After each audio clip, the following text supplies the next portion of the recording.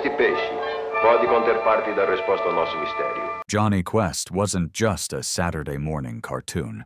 It was a Cold War anxiety machine disguised as pulp adventure.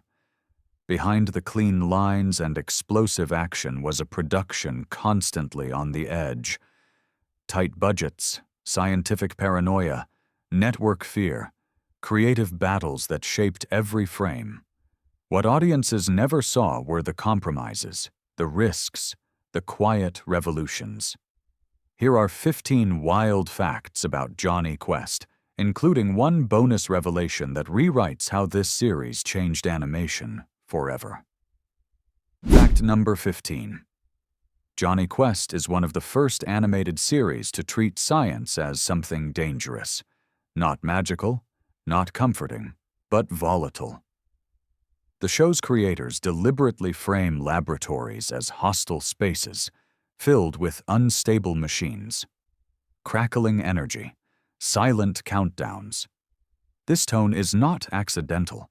It reflects early 1960s fears about nuclear research and classified government experiments. What audiences see as thrilling adventure is actually controlled dread, the kind that comes from living under constant atomic anxiety. Behind the scenes, this choice causes constant friction with sponsors. Networks want cleaner morals, safer lessons. Hanna-Barbera insists on tension instead. They push stories where technology fails, where brilliant adults make catastrophic mistakes. The result is a cartoon that feels older than its audience, not childish, but cautious. Johnny Quest doesn't celebrate progress. It questions it. And that is why it still feels unsettling today. Fact number 14. The series' signature limited animation style is not an artistic trend. It is survival. Johnny Quest costs far more per episode than typical Hanna-Barbera shows. Explosions, vehicles, complex backgrounds all strain the budget. To compensate, animators reuse character motion obsessively. Running cycles repeat. Punches loop. Entire sequences are mirrored or reversed in editing to save time. What audiences do not know is how intentional this becomes. Directors lean into stillness, long holds, sudden bursts of violence. The contrast makes action hit harder. Silence becomes tension. Movement becomes shock. This accidental technique influences future animated thrillers, not through money, but through restraint. Johnny Quest proves that fear does not require constant motion. It requires timing. That lesson echoes decades later in animated drama and adult animation alike. Fact number 13. Race Bannon is not written as a cartoon hero. He is written as a war veteran. His stiffness, his restraint, his controlled reactions are deliberate. Story editors model him after real intelligence operatives and military escorts of the era. Not superheroes, professionals. Men trained to stay calm when everything collapses. This approach unsettles network executives. Race rarely smiles. He does not crack jokes. He reacts with lethal seriousness. But this grounding anchors the show emotionally.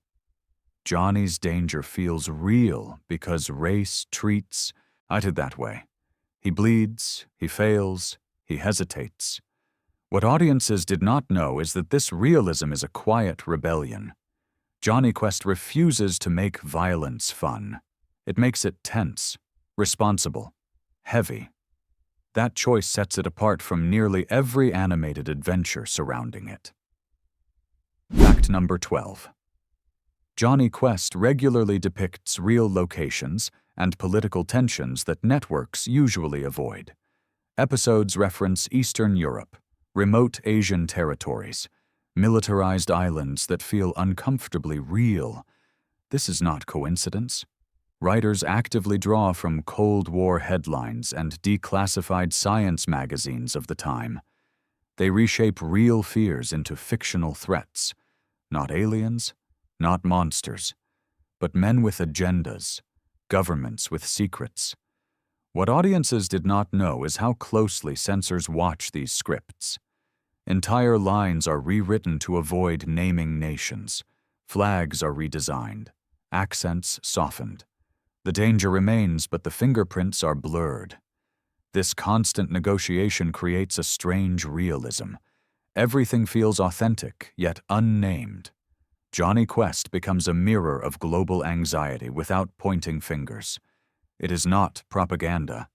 It is atmosphere. And that atmosphere gives the show its lasting unease. You are never told who the enemy is, only that they exist. Fact number 11. The violence in Johnny Quest is carefully engineered to feel brutal without showing blood. Characters fall hard. Bodies slam into walls. Explosions throw men into shadows. The sound design does most of the damage. Heavy impacts, sharp cracks, long silences afterward. These choices are deliberate responses to broadcast restrictions. Behind the scenes, directors fight to keep consequences visible. When a villain is defeated, the camera often lingers on the aftermath.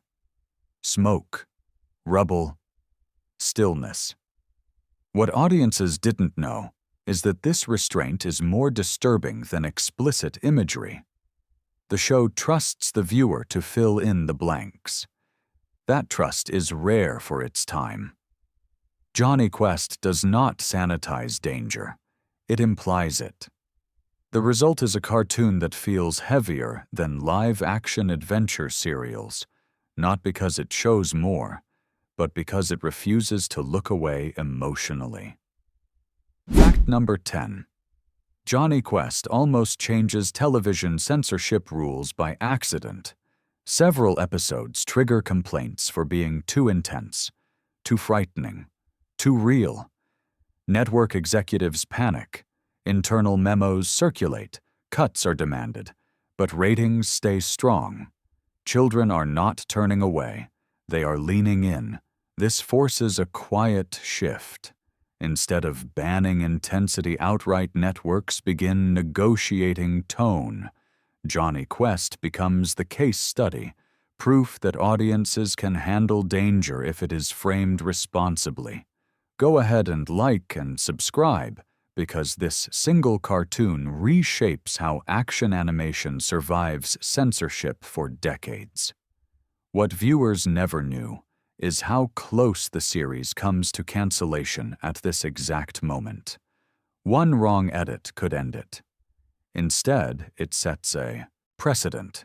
Tension is allowed. Fear is allowed, as long as it respects intelligence. Johnny Quest redraws the line.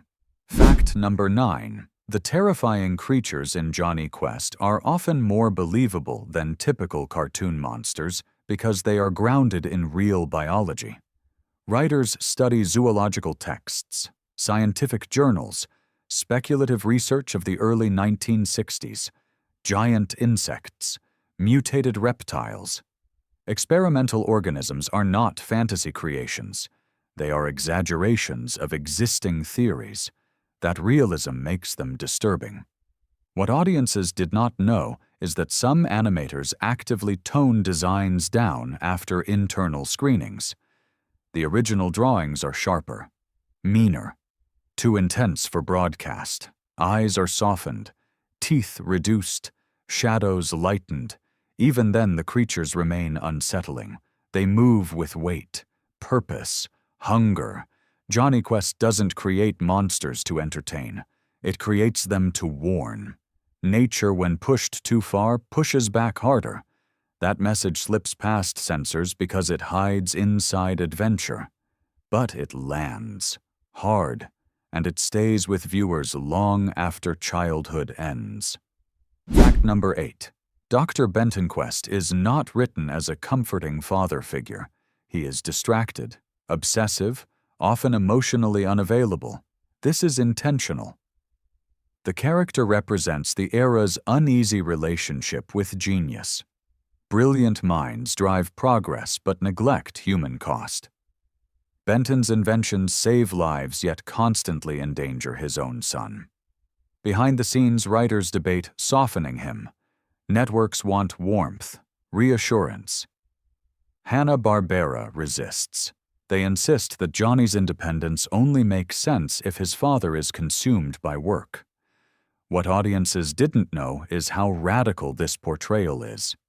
Parents in cartoons are usually absent or idealized. Benton Quest is present and flawed. That complexity deepens the show's emotional tension. Johnny is not just fighting villains. He is navigating adulthood too early. Science demands sacrifice. And sometimes the price is childhood itself. Fact number 7. One episode becomes infamous for traumatizing viewers more than any monster or explosion. A character dies abruptly.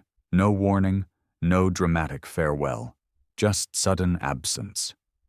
The moment is brief, almost casual, and that is what makes it devastating. What audiences did not know is that this scene sparks internal panic. Executives worry they crossed a line, letters arrive, parents complain, children are shaken, but creators defend the choice fiercely. Danger without loss feels dishonest. Johnny Quest refuses dishonesty. It shows that adventure has consequences. People do not always return. This single creative decision echoes forward into animated storytelling. Death does not need spectacle. It needs silence. That lesson quietly reshapes how future shows handle stakes. Johnny Quest does not just thrill, it scars, and that scar is part of its power. Fact number 6. Johnny Quest relies on one animation shortcut so heavily that it becomes part of its identity. The repeated run cycle. Johnny sprinting with arms stiff, legs pumping in a mechanical rhythm. This is not laziness, it is necessity. Action scenes are expensive. Chase sequences eat time and budget. Reusing motion keeps episodes on schedule. What audiences didn't know is how directors design scenes around this limitation. Backgrounds scroll faster. Music accelerates. Sound effects intensify. The repetition becomes hypnotic, almost stressful. Instead of breaking immersion, it increases urgency. Johnny never slows down because the danger never does. This technique influences later action cartoons that embrace stylized movement rather than realism. Johnny Quest accidentally teaches a generation that repetition can create tension instead of boredom. Not fluid animation, but relentless motion becomes the show's heartbeat. Once you notice it, you can never unsee it, and yet it still works. Fact number 5. The show's color palette is deliberately muted compared to other cartoons of the era. Earth tones dominate. Dusty yellows, deep blues, harsh reds used sparingly. This is not aesthetic preference. It is psychological strategy. Bright colors soften danger. Muted colors make it feel real. Behind the scenes, artists fight against network pressure to brighten the show. Sponsors want cheerful visuals. Hanna-Barbera insists on restraint. They want the world to feel heavy, sun-baked, unforgiving. What audiences didn't know is how much this choice shapes emotional memory. Johnny Quest does not feel nostalgic. It feels tense, serious, almost documentary-like. The environments look lived in, scarred. This palette grounds the series in reality even when plots go wild. The world looks dangerous because it is colored that way. Style becomes storytelling, quietly and powerfully. Fact number 4. Johnny Quest nearly disappears after its first season. Costs are high. Ratings are strong but not explosive. Executives question sustainability. Discussions begin about simplifying the show, reducing danger, making it cheaper, kinder, safer. What audiences didn't know is how close the original vision comes to being erased. only fierce internal advocacy keeps it alive. Creators argue that Johnny Quest's identity is its seriousness. Remove that, and it becomes just another cartoon. The gamble pays off long term. Even in reruns, the show stands apart. Its reputation grows slowly, not through hype, but through memory. Viewers remember how it made them feel. Uneasy, alert, older than their age. Johnny Quest survives not because it is safe, but because it refuses to be. Fact number 3. Johnny Quest becomes a training ground for future animation talent who later redefine the medium. Storyboard artists, layout designers, writers who learn how to compress danger into tight runtimes, how to imply scale without money, how to sell impact with sound and framing instead of excess movement. What audiences didn't know is how often this show is studied internally. Other productions analyze its pacing, its silence, its restraint. Johnny Quest proves that animation can feel adult without being explicit, serious without being grim. That lesson travels forward into science fiction cartoons, action thrillers, even modern animated dramas. The show's influence is quiet but deep. It doesn't spawn imitators, it creates standards. Johnny Quest teaches creators how to respect young audiences by trusting them, by not explaining everything, by letting tension breathe. That respect becomes its most enduring legacy. Fact number 2. Johnny Quest refuses to explain its technology. Machines appear fully formed, dangerous, unstable. Characters do not pause to lecture. There are no comforting explanations, no safety nets. This choice frustrates networks but strengthens immersion. What audiences didn't know is how intentional this ambiguity is. The show reflects real science. Most people using advanced technology do not fully understand it. They trust it, and that trust can fail. Johnny Quest makes uncertainty the villain. The danger is not evil genius alone. It is ignorance, overconfidence, the belief that control is permanent. This approach separates the show from traditional cartoons where gadgets solve problems. Here they create them.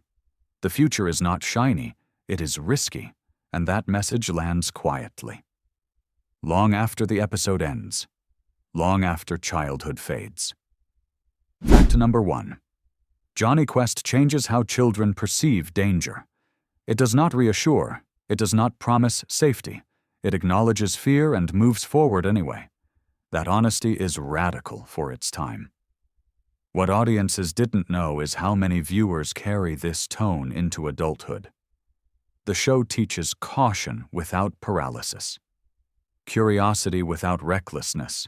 It says the world is dangerous and worth exploring anyway, not because it is safe, but because it is real.